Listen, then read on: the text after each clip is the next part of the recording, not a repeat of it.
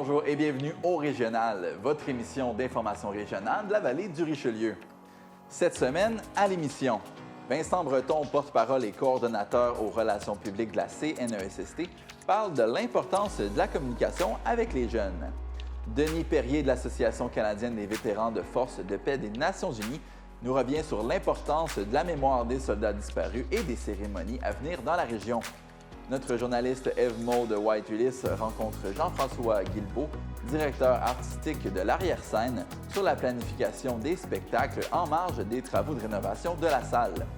Notre journaliste Jean-Philippe Gilbert s'entretient avec Caroline Anger-Éon au sujet des troubles de sommeil chez les enfants. Finalement, discussion avec Jessica Loranger et Claudine Parent de l'Escalier, le centre d'éducation spécialisé pour les enfants dans le besoin. Je m'appelle Marc-Antoine Harvey et bienvenue à cette édition du Régional. Bonne émission.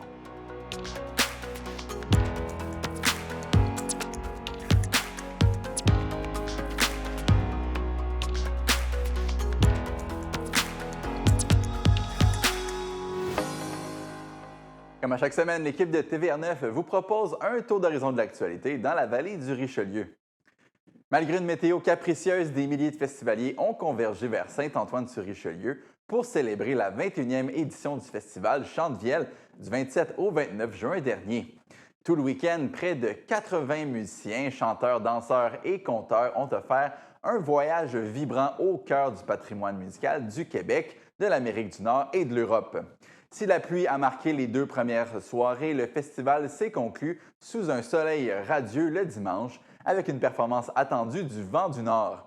La formation a présenté ses classiques et quelques nouveautés en prévision de nouvel album.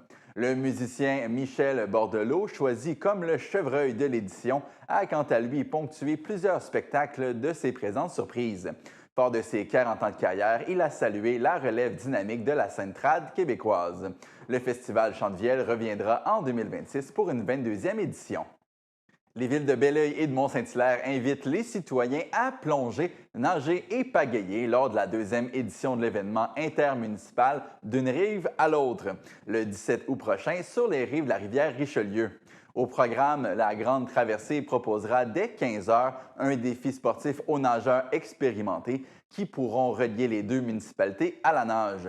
Cette année, 200 places sont disponibles, soit 150 de plus que l'an dernier. Les participants doivent toutefois s'inscrire à l'avance.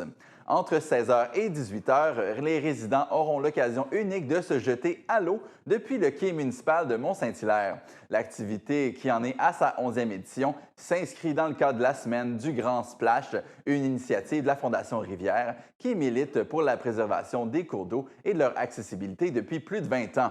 Les festivités se poursuivront également à la piscine en eau vive où des kayaks seront offerts en location gratuite par le club de canotage d'Otterburn de midi à 20 h. Pour les élus, cet événement est à la fois un moment de fierté collective et un rappel de l'importance de protéger ce joyau naturel qui unit leur collectivité. Le plus récent bilan de la Direction de la protection de la jeunesse en Montérégie révèle que le nombre d'enfants signalés en situation de détresse demeure élevé, même si moins de signalements sont retenus. Entre avril 2024 et mars 2025, les intervenants de Richelieu-Yamaska ont traité plus de 3000 signalements, soit 138 de moins que l'année précédente. Cependant, seulement 669 de ces signalements ont été jugés fondés, en baisse de 201 cas. Les principales problématiques relevées dans les situations retenues concernent la négligence, les abus physiques et l'exposition à la violence conjugale. Au total, 624 enfants de Richelieu-Yamaska ont été touchés par ces signalements. À l'échelle régionale, la Montérégie a connu une légère hausse du nombre total de signalements qui s'établit à plus de 20 000. Selon la directrice de la protection de la jeunesse de la Montérégie, cette tendance indique que même si de plus en plus de situations préoccupantes sont rapportées, elles ne nécessitent pas toute l'intervention directe de la DPJ. Elle insiste sur le rôle essentiel de tous les adultes de la communauté pour soutenir les enfants vulnérables au quotidien. La suite des nouvelles plus tard à l'émission.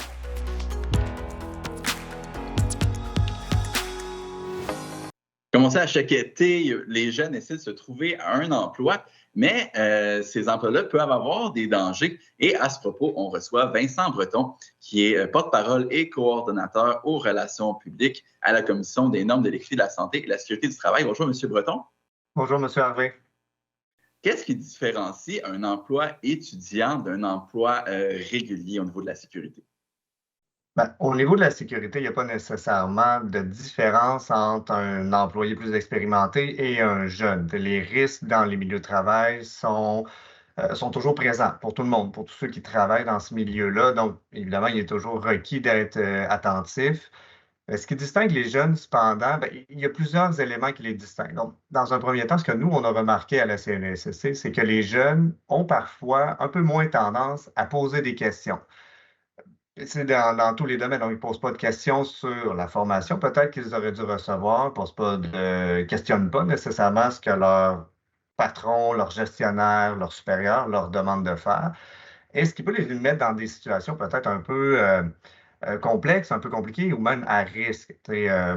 Ça arrive c'est ça, dans tous les domaines. Ce qu'on leur recommande déjà, c'est vraiment de poser les questions. Après ça aussi, on le sait, les jeunes, puis vous l'avez dit d'entrée de jeu, euh, ils y entrent sur le marché du travail principalement l'été. Après l'école, c'est le temps de faire un peu d'argent, puis on l'a tous fait, je pense, puis c'est très, très formateur. Il y a aussi la période un peu avant les fêtes. Ils entrent sur le marché du travail. Ils ont beaucoup de mobilité. La mobilité, ça vient avec le fait de toucher à tout sans nécessairement être professionnel dans tout, sans être un spécialiste dans tout. Ce qui fait que ça peut les amener, malheureusement, à être peut-être un peu moins attentifs et un peu plus exposés à des risques qui sont présents dans le milieu. La loi a changé. Maintenant, à partir de quel âge est-ce que les jeunes peuvent se chercher un emploi au Québec? C'est à partir de 14 ans. Donc, les jeunes de moins de 14 ans ne peuvent plus travailler. C'est depuis déjà quelques années, plusieurs mois certainement. Mais il y a certaines distinctions, évidemment, pour les emplois en milieu agricole et les emplois de type familial, d'entreprise de type familial. Donc, il y a quelques exceptions. D'ailleurs, c'est possible d'aller visiter là, sur notre site web. C'est assez bien détaillé pour qui peut travailler et qui ne peut pas travailler. Et durant la période scolaire, évidemment, les jeunes ne peuvent pas travailler sur les périodes où ils sont requis à l'école. Donc, on sait qu'il y a une loi qui oblige les jeunes à aller à l'école. Donc, ils ne peuvent pas travailler durant ces heures-là, sauf pour les longues périodes, je pense aux semaines de relâche. Et comme je le disais tantôt, les vacances de Noël. Le site Internet, vous en parliez, on va le donner tout de suite, c'est le cnest.gouv.qc.ca. Comme vous l'avez mentionné, les jeunes arrivent sur des nouveaux environnements de travail. Quelles sont les obligations de l'employeur pour former les jeunes à ce niveau-là? C'est vraiment d'adapter leur formation à leur milieu de travail. Si on est dans un milieu du commerce du détail, l'employeur a la responsabilité de le former, évidemment, sur l'utilisation, euh, mettons, d'une échelle pour aller chercher des boîtes dans des étagères, sur l'utilisation de la caisse, de la mop. Ça paraît bête, mais un plancher mouillé pour lequel on n'a pas fait d'indication que le plancher était mouillé, ça devient un risque de glisser, de chute de même niveau. Donc, l'employeur a l'obligation de faire cette formation-là, d'accompagner surtout et même de superviser son employé pour qu'il fasse bien le travail, qu'il ne se blesse pas et qu'il soit en mesure, après ça, d'être un peu plus autonome. Est-ce que les jeunes ont le droit de refuser certaines tâches s'ils trouvent ça dangereux ou ils sont mal formés?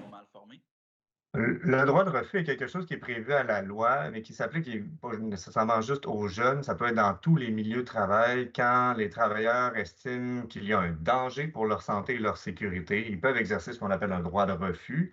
Le tout est encadré, évidemment, et doit respecter certains critères. C'est analysé. Il y en a quelques-uns, évidemment, par année. Ça arrive. C'est quelque chose qui n'est pas nécessairement très, très commun, mais qui arrive et qui est encadré selon la loi. Puis les critères, je ne veux pas vous prendre de cours, là, mais est-ce qu'on peut dénoter des choses comme le danger ou le manque de formation? Le danger immédiat, certainement, fait partie de. Est-ce que le manque de formation peut représenter un droit de refus? Je devrais faire la vérification à ce niveau-là pour Toutes les informations sont sur le site cnst.gouv.qc.ca de toute façon. Il y a aussi l'aspect psychologique qui est important. Est-ce que les jeunes ont les mêmes protections au niveau du climat de travail que les autres travailleurs? Peu importe le travailleur, il a le droit à la même protection. Il a le droit de travailler dans un milieu de travail qui est sain et sécuritaire. Ça inclut la santé psychologique.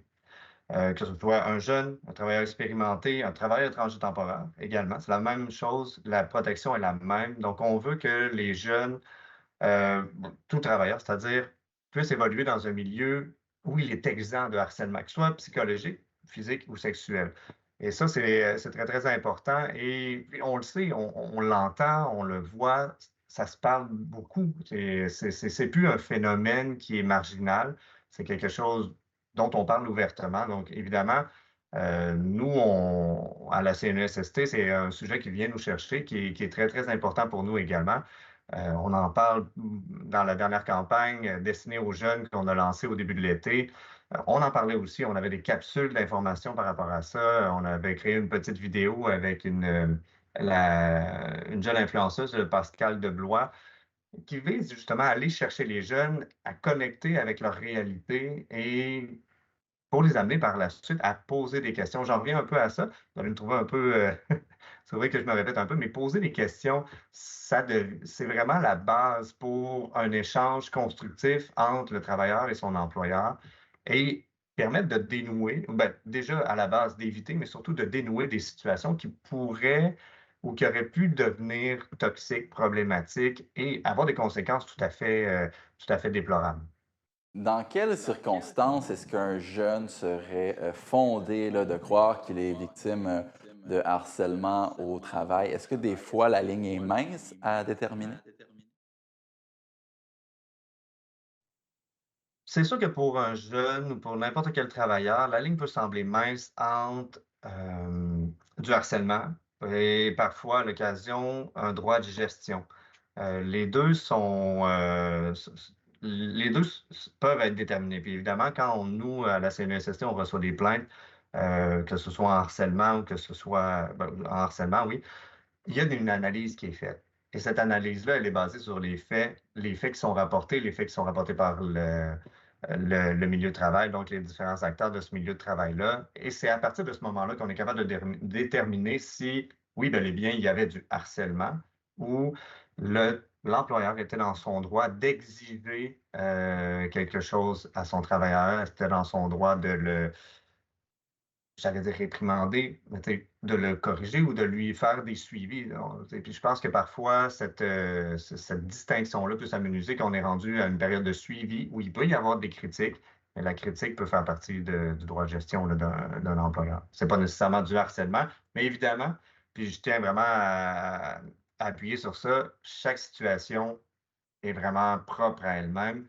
Il y a pas de c'est pas un scénario qui colle à tout. Chaque situation devrait être vraiment prise à la lumière des faits qui leur sont propres et tout ça peut être analysé là, chez nous par les professionnels en la matière. Donc, on invite toutes les personnes qui ont des questions supplémentaires à aller sur le site cnst.gouv.qc.ca. Je pense que de ce qu'on a compris de votre entrevue, M. Breton, c'est vraiment l'importance de la communication entre l'employeur et le nouvel arrivant. Je rappelle, vous êtes porte-parole et coordonnateur aux relations publiques à la Commission des normes de l'équité, de la santé et de la sécurité au travail. Merci beaucoup d'avoir fait ça et je vous souhaite un bon été. Merci, ça m'a fait vraiment Plaisir. Au plaisir. revoir.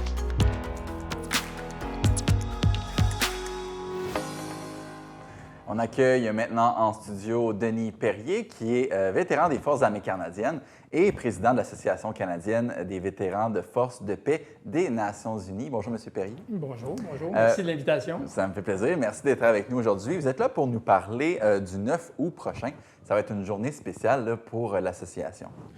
Oui, exact. À chaque année, le 9 août, c'est la journée nationale des casques bleus canadiens.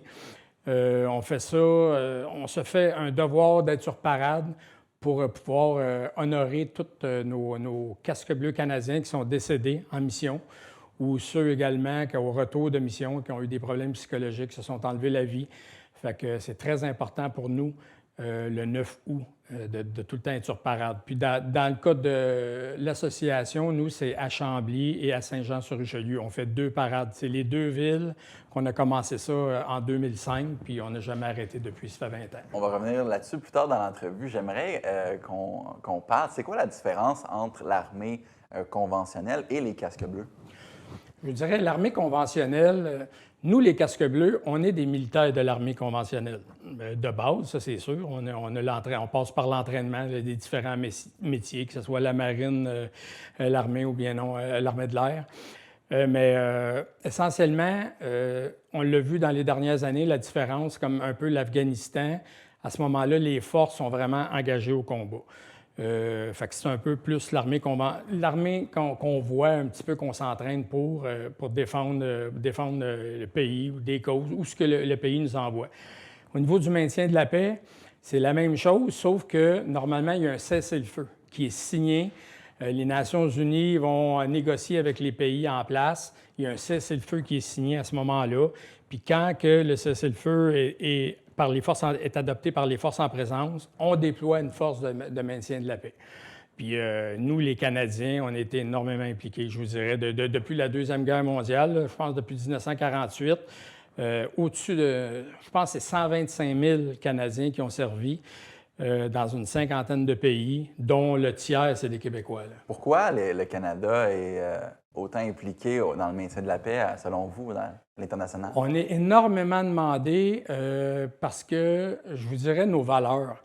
T'sais, on n'est pas vu comme un État policier, on n'est pas vu comme des dictateurs. Au contraire, on sait qu'ici, la Charte des droits est très, très importante. Puis, alors, on est des militaires professionnels. On sait que quand on est déployé, la job, on va la faire correctement, justement avec nos valeurs, puis avec cette Charte des droits et libertés-là. Fait qu'on est très bien vu. C'est pour ça que souvent, on est appelé les Canadiens, puis on est déployés. Vous avez personnellement été déployé dans des missions de paix. Qu'est-ce qui est difficile quand on est envoyé dans un conflit, puis qu'on ne fait pas partie du conflit, on est là pour le maintien de la paix? Je vous dirais l'inaction. C'est énormément dur. Moi, je me suis toujours comparé un petit peu à un arbitre. Quand on est déployé sur le terrain, on est comme un arbitre. Tu as 2 forces en présence, A, B. Nous, on est l'arbitre. Il y a eu un cessez-le-feu signé. On est là un peu pour rapporter, quand il y a des choses qui se passent, on est là pour les rapporter en haut, la chaîne de commandement. Puis à ce moment-là, il y a des négociations. Tu n'aurais pas dû faire ça. Mais vous ne pouvez pas tirer, vous ne pouvez pas intervenir. Écoutez, c'est ça. Les règles d'engagement, dépendamment des missions, sont très, très, très, comment on pourrait dire, molles. Vraiment, parce que nous, on était témoins. Moi, j'étais en Bosnie en 1995. C'était la dernière année de la guerre. Après ça, c'était tellement rendu que les cessez-le-feu n'étaient pas respectés qu'ils nous ont retiré les Nations unies de là. Puis c'est l'OTAN, c'est la force de l'OTAN qui est une force avec des règles d'engagement plus solides, l'armée plus conventionnelle, qui sont rentrés. Parce que tu vois des choses, souvent les populations civiles sont attaquées, les enfants sont tués, les aînés, les femmes, puis on ne peut pas intervenir. Tu sais, on est très mal équipés. Tu sais, on peut se promener. À l'époque, on était dans un petit Jeep Iltis qui appelle des portes de plastique. Ça vous donne une idée, là, quand tu vas en Afghanistan, tu es blindé, tu as tout le kit, là. En mission de la paix, tu as un Jeep, pas de porte, ou souvent, ou avec des portes en plastique, tu as ton petit casque de Kevlar, une veste anti-fragmentation que les balles passent facilement au travers. C'est juste pour les fragmentations de grenades. Ça vous donne un petit peu, puis notre arme, là, puis 3-4 chargeurs, puis c'est tout. Fait qu'on on peut pas intervenir à moins que ta vie soit directement en danger. Là. Tu sais, que tu as l'arme là, puis qui est sur le bord de presser la détente. J'image, là, mais juste pour vous dire à quel point là, que c'est dur d'intervenir. Sinon, on peut causer un événement diplomatique international. Là, puis... Parce que on peut avoir des entraînements, mais on ne peut jamais se préparer à être dans une situation comme ça. Qu'est-ce que ça implique? Comment on peut en ressortir de ça? Avec des problèmes psychologiques, ça c'est sûr. Je vous dirais que oui, on peut être préparé au niveau de l'entraînement, au niveau du combat et tout, mais quand tu n'as pas les équipements, puis que tu te retrouves dans des situations de même, c'est sûr que psychologiquement, dans nos valeurs, c'est un petit peu comme un policier ici. Un policier va utiliser son arme à feu pour sauver un citoyen qui va se faire tirer dessus par un criminel. Mais là-bas, on a ce genre de valeur-là, mais on ne peut pas le faire. Fait que psychologiquement, c'est énormément dur, là. Beaucoup de mes confrères, moi, dont mon meilleur ami, je travaillais avec au quotidien, c'était mon chef. Il nous est arrivé des événements là-bas, puis au retour de mission, il s'est enlevé la vie. C'est pour ça ici que je porte la croix en son nom, la croix du souvenir. Mais psychologiquement, c'est énormément dur, là. Mais on ne peut pas nous préparer à ça. Justement, là, on nous donne des cours, là-bas, ça va se passer de même. Si jamais vous avez des problèmes, bien, à l'époque, il n'y avait pas d'aide. Aujourd'hui, il y a plus d'aide. Ouais, c'est quoi la différence entre comment ça se passait dans les années 80 et maintenant aujourd'hui? C'est vraiment, quand tu revenais de mission, moi je suis rentré en 85, Chypre 87, Bosnie, dans ces années-là, tu revenais de mission, puis c'était ton partenaire, le psychologue, c'était la bière, 2 psychologues ensemble, un petit coup, un chin-chin, on prenait une gorgée, puis on essayait de s'aider vraiment entre frères d'armes ou sœurs d'armes. Mais aujourd'hui, je vous dirais qu'il y a beaucoup d'aide. Les anciens combattants sont de plus en plus ouverts envers les militaires. Il y a de l'aide psychologique, il y a de l'aide physique aussi. Des fois, il y a plus de sous. Tu sais, à l'époque, il n'y avait pas... Tu partais en mission, là, puis il n'y avait pas des choses comme des déductions d'impôts. Aujourd'hui, l'argent peut aider ta famille, peut t'aider à avoir des soins, puis aller voir des psychologues, mais l'armée encadre très bien maintenant, là. Je vous dirais que c'est pas à comparer. Aujourd'hui, il y a 30 ans, là, même qu'aujourd'hui, moi, quand j'étais au 4e bataillon du Royal 22e Régiment, pendant 1 an de temps, quand des militaires venaient de l'Afghanistan, je les suivais. Régulièrement, je les appelais, on se voyait, je faisais un rapport sur qu'est-ce que je filais d'eux autres.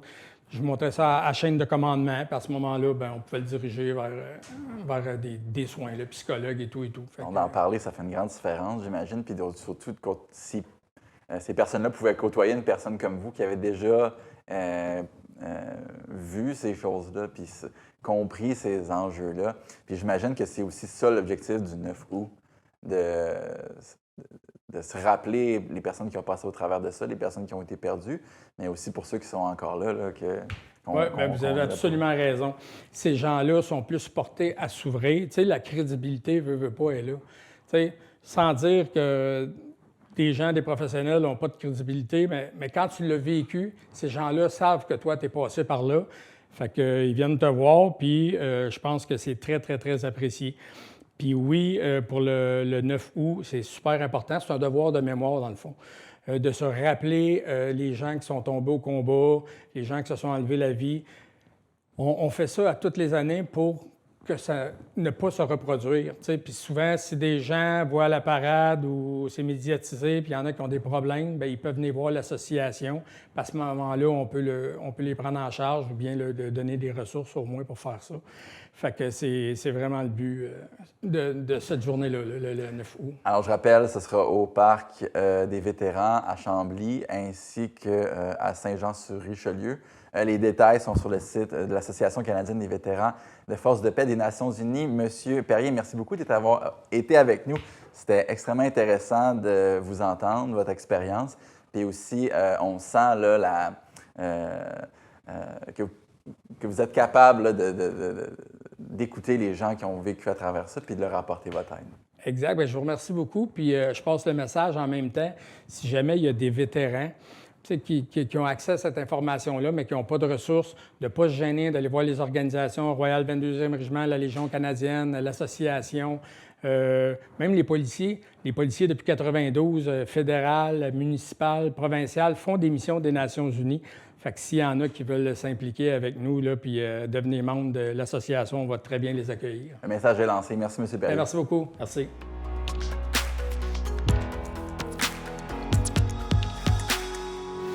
Donc, je suis avec Jean-François. Tu es directeur artistique de l'Arrière-Scène. Explique-moi ce que tu fais exactement. Bien, en fait, à l'Arrière-Scène, on est une compagnie de création de théâtre pour les jeunes publics. Donc, on crée des œuvres qu'on envoie après ça en tournée un peu partout au Québec. Et on a un double mandat, c'est-à-dire qu'on est aussi un diffuseur spécialisé en théâtre jeune public. Ce qui veut dire qu'on a une saison, donc une programmation à l'intention des jeunes publics. Puis quand je dis les jeunes publics, ça veut dire qu'on a des offres pour la toute petite enfance, donc pour les 2 à 5 ans pour les élèves d'âge primaire, donc 6 à 12 ans.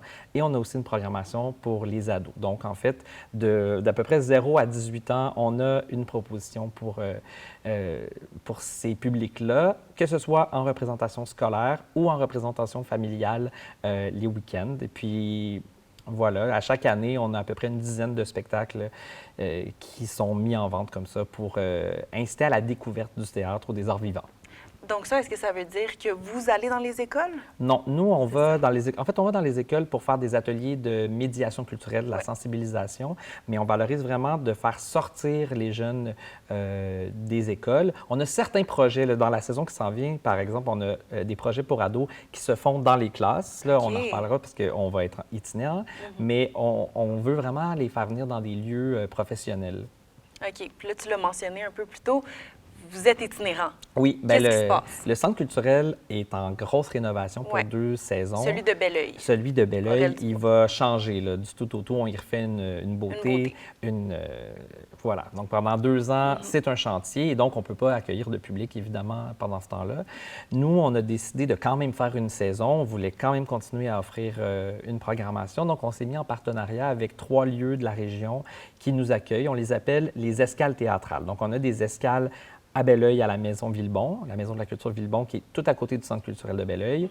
On va à Otterburn Park, aux diffusions de la Pointe-Valène, et on va à Saint-Bruno-de-Montarville, au Centre Marcel Dulude. Et puis, on a ça, une dizaine de spectacles, de propositions différentes qui sont des petites formes, donc des petits spectacles de marionnettes, des spectacles à un peu plus grande échelle à Saint-Bruno. Puis on a aussi une nouveauté cette année, on invite les gens à venir écouter des pièces de théâtre qui sont enregistrées pour notre projet Le Théâtrophone. On essaye le théâtrophone en famille. Et donc, le théâtrophone en famille, c'est on vient écouter des pièces sous casque audio avec une médiatrice qui nous invite à découvrir, en fait, des œuvres. Concrètement parlant, comment ça vous affecte de ne pas avoir un local présentement Bien, en pour pratiquer? fait, on n'a surtout plus de bureaux, parce que d'habitude, on a nos bureaux aussi au Centre culturel. Donc, on a déplacé nos activités administratives, disons, au Brasseur du Moulin, là où il y avait les Brasseurs du Moulin, dans l'édifice du Moulin. Sinon, bien, pour répéter, normalement, on répète dans nos locaux. Là, on est dans une salle qu'on a louée justement pour pouvoir répéter. Donc, pendant les 2 années, on ne pourra pas répéter chez nous. Et puis, bien, ça nous affecte aussi parce qu'on veut s'assurer que les publics qui sont habitués de venir nous rencontrer au Centre culturel, bien, ils vont nous trouver. Donc, c'est sûr que dans notre programmation, notre brochure, sur notre site Web, on s'assure de bien indiquer où est-ce que chacun des rendez-vous aura lieu, où est-ce que chacune de ces escales-là va se dérouler. Absolument. Bien là, c'est un appel à tous. Gens de Belleuil, citoyens de Belleuil. Soyez à l'affût de où est-ce qu'on se donne rendez-vous là, pour la saison 25-26. Absolument. Mais ça veut aussi dire que vous allez avoir des nouveaux locaux au Centre culturel. Bien, ça, c'est une bonne nouvelle. Les nouveaux locaux qui sont en construction en ce moment sont supposés ouvrir pour la saison 27-28. Donc, en 2027, c'est supposé d'être disponible. Et là, les locaux, il va y avoir la salle en tant que telle qui est animée par les diffusions de la coulisse qui va continuer à être en opération, qui va avoir donc des nouveaux sièges, un nouveau grid, des nouveaux trucs techniques. Puis il va aussi avoir un plus petit studio qui va ouvrir où nous, on va pouvoir faire nos activités, donc la création, l'accueil en résidence et on va pouvoir aussi accueillir des publics pour les spectacles à plus petite jauge. Donc ça va augmenter vraiment beaucoup le nombre de représentations que les citoyens sont capables de venir voir. C'est un mal pour un bien au final. Oui, c'est ça. Fait que, on a juste 2 ans pour se préparer. Puis ce qu'on a fait en amont, c'est qu'on a lancé un projet qui s'appelle La Machine, qui était justement dans l'optique d'être capable d'aller vers le citoyen pendant qu'on n'aurait pas accès à notre local. Cet été, on commence là, la première a lieu cette semaine. Oui, donc c'est vraiment, l'idée venait de là. Oui, on s'est dit, on va être obligé d'être itinérant pendant quelques années. Donc, on s'est dit, on va prendre un camion, on va s'assurer d'avoir un théâtre qui est roulant, qui est mobile, et on peut aller directement dans les parcs. Ça faisait aussi écho à un projet qu'il y avait dans les années 70, en fait, que Serge Marois avait fait. Il y a un modèle un peu semblable à Montréal, il y a un modèle aussi semblable sur la Rive-Nord. Puis sur la Rive-Sud, on n'avait pas ça, un camion-théâtre, disons. Donc, vous promenez dans la vallée du Richelieu, dans la Rive-Sud, pour faire des spectacles dans les parcs. On a une date à Belleuil le 31 juillet à 19h30, mais sur notre site Web, on peut suivre. On a près de 25 représentations cet été, un peu partout sur le territoire. Puis on présente un spectacle musical pour toute la famille. Ça s'appelle « Il était une fois Normand Normal ». Et c'est une pièce qui s'inspire un peu des contes d'Anderson. On retrouve Les Petits Chaperons Rouges, on retrouve Hansel et Gretel, Les Trois Petits Cochons. Ah, c'est super. Par le spectre d'un travail ailleurs, en fait. Normand normal, c'est quelqu'un qui est très, très plate, qui est très, très normal, puis à un moment donné, il tombe dans cet univers-là, puis ça bouscule, disons, il retrouve l'enfant en lui, on va dire. Est-ce que c'est difficile de donner un spectacle aussi grand dans une petite boîte? Ah, bien, en fait, la boîte, une fois qu'elle se déploie, c'est un assez grand plateau. OK. Ouais, c'est assez impressionnant. C'est compact quand on se promène, mais quand on s'installe, c'est quasiment aussi grand qu'une vraie scène de théâtre. Est-ce que ça sert de loge aussi? Oui, il y a toutes sortes de rideaux sur le côté. C'est vraiment un gros truc technique, je dirais. Ouais. Puis avec les micros, parce que comme c'est chanté, bien, Oui. il y a beaucoup de sons. Oui, c'est spécial, c'est le fun. On fait souvent, on peut pas faire salle comble parce qu'on est à l'extérieur, mais on a souvent des très grandes foules qui viennent voir le spectacle, puis c'est très apprécié. Là, présentement, on est dans une des pièces que vous louez pour pratiquer. On voit qu'il y a un décor qui est en train de se faire construire.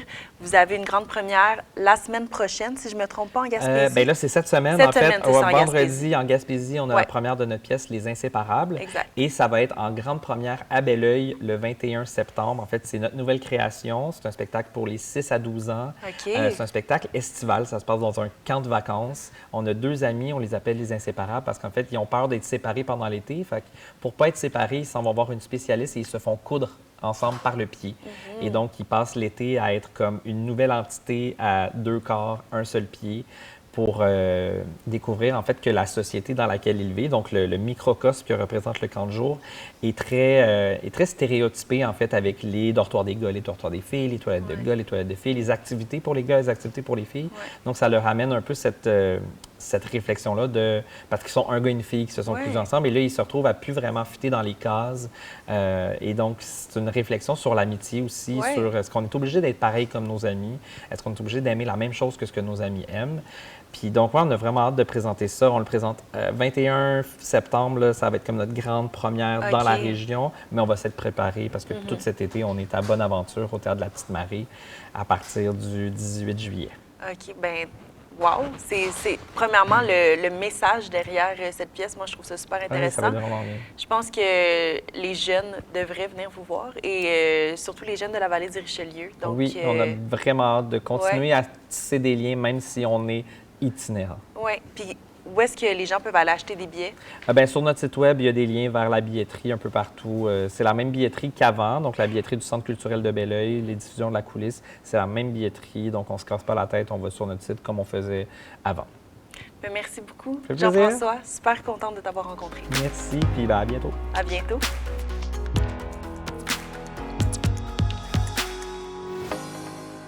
On poursuit avec les nouvelles de la semaine avec la ville d'Otterburn Park qui vient en aide aux 30 logements communautaires des appartements Mary Hogg situés sur la rue Spiller en accordant une subvention de 27 000 sur 3 ans à l'organisme Les Projets Mountain View. L'entente adoptée à l'unanimité par le conseil municipal prévoit 12 000 en 2025 puis des montants dégressifs jusqu'en 2027. Contrairement à d'autres projets de logement social, les projets Mountain View ne reçoivent aucune subvention provinciale ou fédérale et financent ses activités uniquement avec les loyers des logements abordables, ce qui limite sa capacité à constituer une réserve financière adéquate. Selon le président de l'organisme, cette aide vise à reconstituer un fonds de roulement essentiel vidé par des travaux majeurs comme la réfection du toit et la remise à neuf de plusieurs unités. La priorité est de maintenir les loyers accessibles, sans quoi la mission sociale de l'organisme serait compromise. La Ville a assorti son soutien de conditions strictes, notamment la reddition de comptes et la transparence sur l'utilisation des fonds. Pour la mairesse Mélanie Villeneuve, ce soutien local était nécessaire pour préserver des logements abordables déjà existants, alors que les contributions municipales régionales servent surtout à financer de nouveaux projets. La ville de Mont-Saint-Hilaire obtient un coup de pouce majeur pour accélérer sa transition climatique. Une subvention de 3,6 millions de dollars octroyée par le ministère des Affaires municipales dans le cadre du programme Accélérer la transition climatique locale permettra de réaliser 10 projets liés au plan climat adopté en 2023.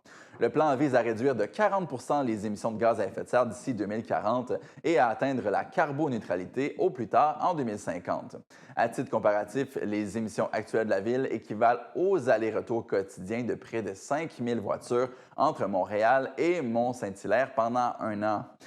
3 des projets concernent la décarbonisation des bâtiments municipaux, notamment la conversion énergétique de l'ancienne école Sacré-Cœur et la retenue d'audit énergétique.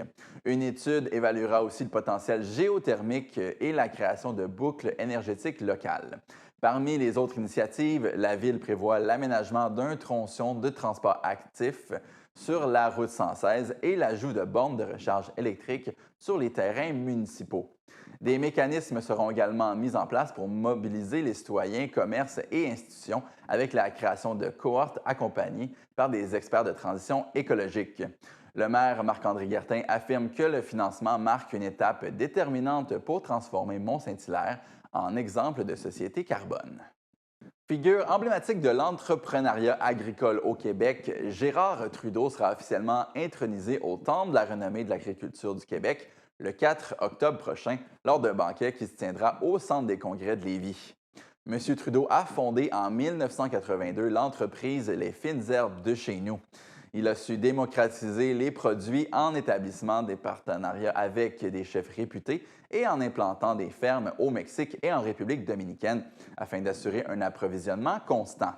Son parcours inclut également l'exportation de près de 19 000 bovins laitiers et la création de centaines d'emplois au Québec et à l'étranger. Reconnu comme un mentor engagé, il a été fait membre de l'Ordre du Canada en 2024. Aujourd'hui, il est toujours actif au sein des fermes Trudeau à Saint-Mathieu-de-Belleuil. Il souhaite avant tout transmettre son savoir-faire à ses fils et à ses petites-filles, déjà impliqués dans l'entreprise familiale. Gérard Trudeau sera honoré aux côtés de Gaétan Desroches et de Jean-Guy Vincent, également admis cette année au Temple de la Renommée. La Maison de la culture Villebon à Belleuil s'apprête à retrouver tout son cachet patrimonial grâce à des travaux de restauration qui seront réalisés au cours des prochains mois. Propriété de la ville de Belleuil, cette maison patrimoniale bénéficiera d'un investissement total de plus de 110 000 D'abord, un contrat de 70 000 a été accordé ce printemps au Centre de pain Montérégie pour l'acquisition de bois de pain Select qui servira à remplacer le garde-corps et la rampe d'accès extérieur. Le projet a récemment été bonifié par le conseil municipal qui a également choisi de remplacer également les colonnes actuelles en aluminium, jugées non conformes à l'architecture d'origine. Les colonnes nuisaient à la cohérence visuelle et patrimoniale du bâtiment. La Ville a donc attribué un second contrat d'environ 41 000 au même fournisseur afin de se procurer de nouvelles colonnes en bois de pin peintes en blanc. Les améliorations permettront de mieux respecter l'esthétique historique de la maison et de la culture et en préserver le caractère distinctif. Les travaux seront réalisés de façon simultanée au remplacement de la rampe et des garde-corps. Voilà, c'était votre tour d'horizon hebdomadaire de l'actualité dans la vallée du Richelieu.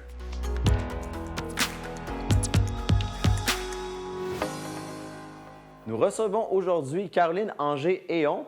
Madame Anger-Héon, merci beaucoup d'avoir accepté notre invitation. C'est un honneur pour moi. Merci beaucoup.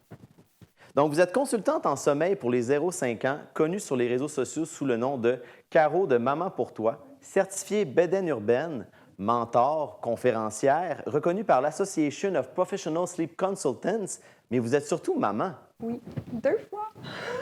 Oui. Et c'est d'ailleurs ce qui m'a amenée à devenir consultante en sommeil parce que j'ai moi-même manqué énormément de sommeil avec mes 2 enfants, mais principalement mon premier, qui m'en a fait voir de toutes les couleurs. Et c'est là que vous avez eu envie d'aller vous faire les certifications pour vous spécialiser dans le domaine du sommeil. Absolument. C'est un métier que je connaissais déjà, mais dans ma perception, il fallait aller dans les familles, à domicile, passer nos soirées. Puis, étant jeune maman, je ne me voyais pas faire ça. En plus, j'allaitais, donc je me disais, je ne peux pas passer mes soirées complètes à accompagner des familles. Mais c'était quelque chose qui venait vraiment chercher. Puis, je m'étais dit, peut-être plus tard, ce sera un projet. Puis, en cours de ma 2e maternité, donc lors de ma petite cocotte, et j'ai appris que le métier se faisait à distance et que ça fonctionne super bien. J'ai moi-même fait appel à une consultante en sommeil. Ça a été ma révélation. C'est une passion, c'est un métier, mais réellement, il faut être passionné pour faire ce genre de métier-là. Puis, je suis très heureuse d'accompagner aujourd'hui les familles vers un meilleur sommeil. Quand on dit accompagner des familles, tous les nouveaux parents vivent ça. Des conseils viennent de d'autres parents ou des membres de la famille.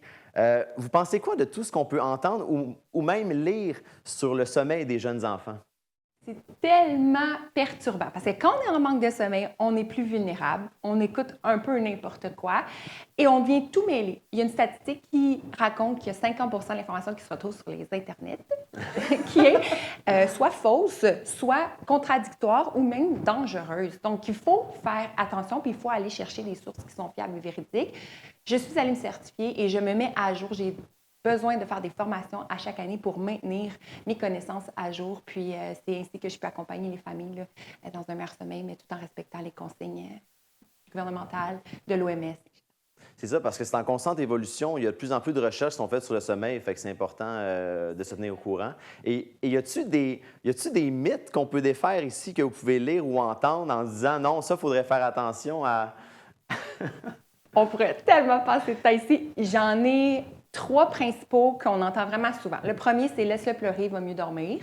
Non, un bébé qu'on laisse pleurer, il va sécréter du cortisol. Oui, il va s'endormir au bout d'un certain temps par fatigue. Il existe tellement d'autres moyens d'accompagner son enfant vers l'autonomie du sommeil, par exemple, que de le laisser pleurer et ça va fonctionner dans les mêmes délais. Par contre, je tiens à dire que si vous êtes un parent en ce moment qui vous demandez entre brasser votre bébé puis le laisser pleurer, décidément, de le laisser pleurer serait probablement votre solution pour ce soir. Et ensuite, je vous invite à aller demander de l'aide là, pour ne pas répéter l'expérience parce que veut pas manquer de sommeil, on devient, là, puis je suis passée par là, qu'on manque de sommeil, on devient tellement en dehors de nos émotions, notre cerveau rationnel ne fonctionne plus et c'est très difficile comme parent de garder son calme, de rester patient puis de juste se dire « demain sera une autre journée ». Donc ça, c'est le mythe numéro 1, on ne laisse pas pleurer un enfant pour mieux qu'il dorme.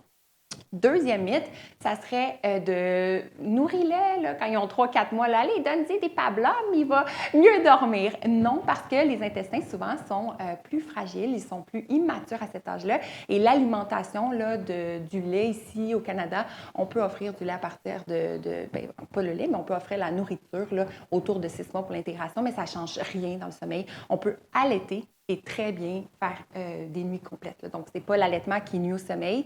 Ça aussi, là, on entend souvent « arrête de l'allaiter, il va mieux dormir ». Non, non, non, je vous le dis, vous pouvez consolider les deux. Et le troisième mythe, le plus populaire... on garde le meilleur pour la fin. Ah oui! que j'entends le plus souvent, c'est « fais-y sauter des siestes ou étire-le. Plus il va être fatigué, mieux il va dormir cette nuit. » Non. Ça, là, c'est le pire conseil qu'on peut donner parce que de se faire sauter des siestes ou d'étirer un enfant, on va vraiment avoir de la circulation de cortisol qui circule dans le corps et ça va augmenter la fréquence de réveil nocturne. Ça augmente les endormissements, vont être plus difficiles et en plus, ça augmente les réveils matinaux. Donc, dans tous les cas, on n'étire jamais un enfant. Il existe des temps d'éveil idéaux par tranche d'âge. Puis ça, je pense que les gens ne sont pas au courant que si on suit les braquettes selon l'âge de notre enfant, on est dans le sweet spot, là, dans l'endroit idéal pour endormir notre enfant. Ça va être plus facile. On s'assure d'avoir moins de sécrétion de cortisol à ce moment-là, de ne pas avoir dépassé, là, on dit souvent manquer son train dans le sommeil. Et puis, on va avoir des meilleures nuits, des meilleures siestes en durée puis en nombre de réveils. Donc, je pense que c'est le conseil qu'on devrait avoir en sortant de l'hôpital. Là, aujourd'hui, j'espère que les gens vont avoir appris ça puis allez vous informer sur les temps d'éveil. C'est un outil extrêmement facilitant comme nouveaux parents. Ça, c'est un exemple de connaissance que vous avez qu'on peut ignorer, donc qui est très pratique quand on fait appel à vous. Et quand les parents font appel à vous, est-ce que c'est des parents qui sont déjà rendus en situation de crise ou vous avez une autre clientèle qui vont plus en prévention, si on peut dire comme ça? Je dirais 90 des parents sont en crise. Okay. Ils m'appellent, ils avaient besoin d'aide pour hier. J'invite les parents à y aller en prévention. Pourquoi prévenir au lieu de guérir? En réalité, quand on a des connaissances sur le sommeil, parce que le sommeil, il y a une fonction biologique, il y a une fonction aussi au niveau relationnel, mais il y a une partie qui est biologique. Donc, quand on a ces connaissances-là, là, dès la sortie de l'hôpital, même dans la chambre là, d'accouchement, on peut mettre en place ces stratégies-là et on s'assure de meilleures nuits en partant. Oui, un enfant de 3 mois ne va pas faire des nuits de 12 heures. Donc, ça aussi, d'avoir des attentes qui sont réalistes, ça l'aide. Mais de se préparer au sommeil de notre enfant, c'est probablement le meilleur conseil qu'on peut donner à un nouveau parent. On se prépare beaucoup à l'accouchement, mais on espère toujours que le sommeil sera... ça viendra naturel, mais ce n'est pas naturel, malheureusement. Puis, rapidement, pour terminer... c'est quoi la durée? Un parent qui fait appel à vous devrait s'attendre à avoir des résultats en combien de temps environ? Ça dépend du type de conseil puis du type de processus qu'on va mettre en place, mais souvent, les parents ne veulent pas mettre des choses en place ou ont peur d'aller vers ces solutions-là, puis ils se disent, bien, à 5 ans, il va dormir ou à 3 ans, il va dormir. Là, il y a une fameuse... sur les réseaux sociaux, il y a le 7 ans qui circule beaucoup. Mais en réalité, souvent, en dedans de 3 semaines, c'est réglé. Parce qu'on dit qu'en dedans de 21 jours, là, ça prend 21 jours pour s'habituer à une nouvelle habitude. Donc, en dedans de 21 jours, là, c'est certain qu'il y a des améliorations, voire très, très, très grandes. Là. Souvent au-delà de nos attentes, en dedans de 21 jours. Moi, j'invite les parents à ne pas attendre d'être trop fatigués parce que c'est une des erreurs que les parents font le plus souvent, c'est de trop... d'être à bout, là. Oui, Ouais. et malheureusement, le cerveau est tellement plus rationnel que mettre des efforts dans le sommeil, ils vont mettre le plan à moitié, un plan de match qu'on met pour la famille. Là. On ne peut pas avoir un plan match pour tous les enfants, sinon on vendrait des livres là, à plus finir. Mais le plan match qui est adapté à la famille, mais en fait, le parent qui est trop fatigué va avoir de la misère à le mettre en place, va avoir de la misère à le maintenir dans le temps aussi.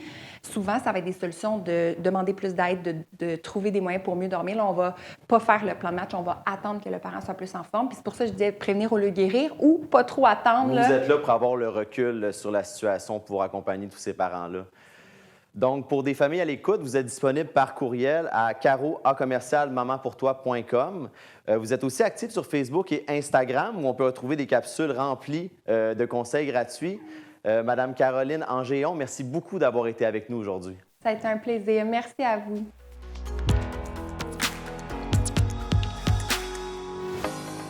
Bonjour, mesdames. Vous Bonjour. êtes Jessica Loranger, directrice de l'Escalier, et Claudine Parent, gestionnaire aux opérations. Oui, exactement. Enchantée. Enchantée. Donc, on est présentement dans vos locaux de l'Escalier. Oui, exactement. Ouais. Oui. Puis, cette année, ça fait 10 ans que ça existe, l'Escalier. Oui, en octobre, on va fêter nos 10 ans, là, justement. Oui. Êtes-vous fière du parcours que vous avez eu jusqu'à présent? Oui, totalement, parce que ça a commencé, j'étais toute seule comme intervenante, je me déplaçais dans les milieux de garde, dans les familles. Puis là, aujourd'hui, on a 20 intervenants là, dans plusieurs régions de la Montérégie puis du Grand Montréal là, qui se déplacent. Puis, pour ceux qui ne savent pas exactement qu'est-ce que vous faites, qu'est-ce que ça fait l'Escalier? Bien, l'Escalier, dans le fond, on est une équipe d'éducateurs spécialisés, d'éducatrices spécialisées, puis on se déplace vraiment où les enfants ont besoin, où les familles ont besoin. Il y a beaucoup de besoins dans les milieux de garde. On va offrir du soutien à l'intégration, de la stimulation du langage, stimulation précoce, puis on peut aussi aider les familles avec des enfants plus ou moins jeunes au niveau d'ateliers sur divers sujets, puis aussi des activités là, particulières là, pour stimuler le développement des enfants. Vous m'avez parlé hors caméra d'un atelier avec des Legos pour les enfants. C'est tellement un atelier populaire, là, c'est ça. Dans le fond, on va aller travailler les habiletés sociales à travers le médium du Lego. Donc, dans le fond, l'enfant va vraiment mettre en pratique les habiletés qu'on va avoir enseignées préalablement. Donc, oui, c'est vraiment très populaire parce que les enfants travaillent et ne s'en rendent pas compte que pour eux, ils s'amusent vraiment en faisant les Legos. Puis c'est séparé en groupes de 3. Donc, c'est vraiment personnalisé avec le soutien de l'éducatrice spécialisée. On peut les aider, les accompagner avec toutes les petites choses qu'ils font au niveau des habiletés sociales qu'on veut leur apprendre, soit la bulle, aussi le respect, le tour de rôle, l'écoute. Donc, on peut vraiment travailler ça et aller plus loin. Puis les parents, ils se rendent compte qu'il y a vraiment des changements d'habitude au quotidien après nos ateliers. Vous êtes mobile. Oui. Vous couvrez quelle grandeur de territoire exactement? La Montérégie, la région du Grand Montréal, Québec. Donc c'est vraiment selon les besoins. Oui. Présentement, c'est sûr que la majorité de nos intervenants sont à Montérégie puis dans le Grand Montréal, ou sur l'île à Laval. Mais c'est déjà arrivé souvent là, qu'on avait des demandes de clients qui étaient plus loin, comme justement la ville de Québec. On a déjà été aussi à Laval, le Rive-Nord, dans le coin là, plus d'Actonville, Roxton Falls. Ça fait qu'on se déplace partout selon les besoins. Oui, c'est ça. C'est quoi généralement la clientèle que vous touchez? Bien, c'est beaucoup le domaine de la petite enfance. Donc, on est beaucoup dans les CPE, garderies, milieux familiaux, mais aussi les familles. Donc, ça peut être des enfants un petit peu plus âgés là, d'âge scolaire. Mais là, à ce moment-là, on va faire plus, comme on disait tantôt, des rencontres individuelles où on va aller travailler la gestion des émotions, les habiletés sociales. Donc, on touche vraiment le domaine famille, petite enfance. Oui, tous les âges. Dans le fond, dès que des enfants peuvent vivre des défis passagers ou ont un trouble du développement, bien nous, on est là, peu importe leur âge, là, pour les aider puis accompagner leur famille, puis les éducatrices ou les autres intervenants qui naviguent autour d'eux. Vous dites que vous accompagnez les familles. Qu'est-ce que ça veut dire? Est-ce que vous aidez les familles, dans le fond, à comprendre leurs enfants, comprendre comment les aider quand vous n'êtes pas là, c'est ça? Ben oui, dans le fond, ça va vraiment être selon le besoin de la famille. Dans le fond, comme Jessica disait tantôt, ça peut être un défi passager. Donc, on va vraiment aller conseiller, on va aller observer comment ça se déroule justement à la maison. Puis, on va aider aussi, si l'enfant a une évaluation ou un plan d'intervention d'un professionnel, mais on peut aider le parent à le mettre en place directement à la maison dans le quotidien de l'enfant. Ah, non, mais comment on se démarque de différents professionnels? Parce que nous, l'éducateur spécialisé, c'est vraiment un intervenant de terrain. Ouais. Donc, c'est le faire avec nous. Notre rôle, c'est vraiment d'aller dans le quotidien, de les aider au moment qu'ils vivent des difficultés. Donc, c'est ce qui nous différencie peut-être de d'autres professionnels qui sont en cabinet, où c'est différent. On est vraiment dans le faire avec. Ce que vous le faites aussi avec les éducateurs. Donc, vous rentrez dans une garderie, puis vous aidez les éducatrices, par exemple, à comprendre comment des activités, à donner des activités pour ces enfants-là? Oui, dans le fond, bien, quand on arrive en garderie, il y a toujours une période d'observation, évidemment, pour bien cibler les besoins. Puis, ça peut être aussi conseiller un aménagement différent pour l'enfant. On peut adapter des interventions, on peut conseiller différents outils aussi pour justement aider à l'intégration de l'enfant ayant des besoins particuliers. Exactement. Concrètement, donnez-moi un exemple d'un enfant que vous avez aidé récemment puis vous avez vraiment vu une différence, grosse différence. Sur le terrain. Oui, bien moi, je te donne un exemple d'un enfant. C'est un des enfants que j'avais suivi, c'est peut-être moins récemment, mais c'est quand même au début, mais ça m'avait marqué parce que je l'ai accompagné pendant 3 ans de temps. C'est ça qui est intéressant. Nous, au privé, on peut suivre les enfants vraiment longtemps. Des fois, dans le milieu scolaire, les intervenants changent à chaque année, mais nous, on peut les suivre tout au long de leur petite enfance. Puis même, des fois, on continue quand ils sont rendus au scolaire. Puis cet enfant-là, je le voyais 3 fois par semaine pour stimuler son langage. Puis autant qu'au début, on ne comprenait pas beaucoup quand il parlait, qu'il est rentré au primaire dans une classe régulière, puis on n'entendait presque plus ses difficultés de langage. C'est pas juste mon rôle, mais c'est vraiment la collaboration entre moi, l'orthophoniste et les parents qui ont fait que cet enfant-là a tellement bien évolué. Votre étincelle à vous est partie d'où? Vas-y. Oui, ça commence à partie de... Oui, c'est ça. En 2015, dans le fond, moi, je travaillais pour la commission scolaire. Je faisais partie d'une équipe volante. Nous, on se déplaçait dans les écoles quand les professionnels ou les enseignants, les autres éducateurs étaient à bout de ressources. Ils ne savaient plus quoi faire. Puis là, on allait sur place, on essayait de trouver des outils pour les aider. Puis on s'est rendu compte que même dans les familles à l'extérieur, dans les milieux de garde, il y avait aussi ce besoin-là de dire une équipe externe qui vient prendre le relais, offrir un œil nouveau, des nouvelles stratégies d'intervention que quand on est dedans, la situation n'a peut-être pas vue. Donc, c'est pour ça que j'ai créé ça. Puis ça l'a grossi rapidement. Claudine s'est jointe à moi là, en 2018, puis on a fait continuer l'entreprise par la suite. Oui, ça. Puis moi, pour ma part, j'ai 4 enfants, puis ma dernière, elle est autiste niveau 3, donc beaucoup de besoins au niveau de son autonomie et tout ça. C'est un peu de là que vient ma passion aussi de dire, moi, j'ai envie d'aider aussi d'autres parents, d'autres milieux de garde. Alors, je suis passée par ce processus-là, je sais c'est quoi. Puis on a envie d'avoir une personne de confiance, une personne qui va vraiment mettre tous ses efforts là, pour dire, moi, cet enfant-là, je veux l'amener à évoluer, je veux l'amener à s'intégrer au sein de son milieu. C'est de là, moi aussi, j'avais envie de partager la belle mission avec Jessica. Puis on connaît la réalité, justement, tu connais la réalité des parents, puis même d'avoir un enfant milieu de garde qui a des besoins particuliers. Moi aussi, mes enfants ont eu certains besoins particuliers différemment, mais ils ont suivi tous nos ateliers à l'escalier. Même nos enfants sont clients de l'escalier également, puis on voit des beaux progrès aussi.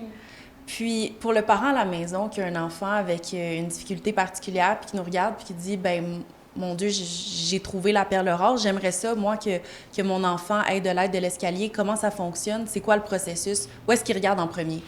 Bien, en fait, on peut aller sur le site Internet. Il y a beaucoup d'informations aussi. Puis, on a maintenant une plateforme, Go Rendez-vous, qui peuvent directement prendre des rendez-vous en ligne. Sinon, numéro de téléphone, c'est avec moi que vous allez parler. Moi, je prends dans le fond les appels des clients, je réponds à leurs questionnements par rapport à nos services. Puis, je suis là aussi pour les guider selon leurs besoins vers les meilleurs services qu'on offre. Donc, c'est ça, un petit coup de téléphone ou aller voir notre site Internet. Oui. Vous offrez aussi des formations pour des intervenants. Comment ça fonctionne? Oui, bien dans le fond, depuis quelques années, on a remarqué qu'il y avait beaucoup d'éducateurs ou d'intervenants qui avaient des questions, qui nous écrivaient justement pour en savoir plus. On s'est dit qu'on allait mettre en place là, une plateforme en ligne pour offrir des formations. Donc, on touche autant les intervenants, éducateurs spécialisés qui veulent eux aussi aider des familles en pratique privée que les éducateurs, éducatrices à l'enfance qui veulent plus d'outils pour soutenir des enfants à besoins particuliers dans leur milieu. Donc, c'est 100% en ligne. Puis à l'Escalier, on a beaucoup d'intervenants, puis ils ont beaucoup de compétences puis d'outils. Fait qu'on trouvait ça important de mettre ces outils-là puis ces connaissances-là à contribution dans nos formations.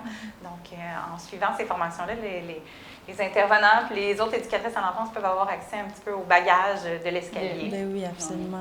Puis là, c'est votre 10e année à l'Escalier. Oui. Dans 10 ans de là, on est où à l'Escalier? Qu'est-ce qui se passe à l'Escalier dans 10 ans? On a tellement plein de projets. Oui! On a plusieurs projets. C'est sûr qu'on aimerait ça, éventuellement, accueillir des enfants justement dans un milieu de garde un peu inclusif. Ça, c'est notre rêve à long terme, oui, éventuellement. Donc, ils vont pouvoir côtoyer des enfants qui vont côtoyer la différence, qu'il y a d'autres enfants avec ou sans besoin particulier. Oui, c'est vraiment un de nos rêves. Puis sinon, continuer à avoir des intervenants dans différentes régions du Québec également. Comme Claudine en parlait plus tôt, il faut avoir une subvention, souvent les milieux de garde, pour avoir accès à nos services. Puis cette subvention-là vient quand il y a une évaluation d'un professionnel. Donc, collaborer avec différents professionnels nous permet de faciliter la vie aux parents et aux milieux de garde qui peuvent avoir comme un service tout en un en faisant affaire avec l'Escalier. Donc, Jessica, Claudine, merci beaucoup pour votre temps. Et j'espère vraiment, je vous le souhaite, que l'Escalier soit reconnu partout dans les prochaines années.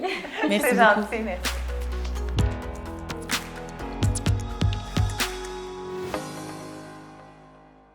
Voilà, j'espère que vous avez bien apprécié l'émission de cette semaine. Je vous rappelle que si vous êtes intéressé par le monde des médias, que ce soit devant ou derrière la caméra, TVR9 a besoin de vous. Contactez-nous à l'adresse info@tvr9.com pour obtenir toute l'information. Entre-temps, on se dit à la semaine prochaine pour un nouvel épisode du Régional.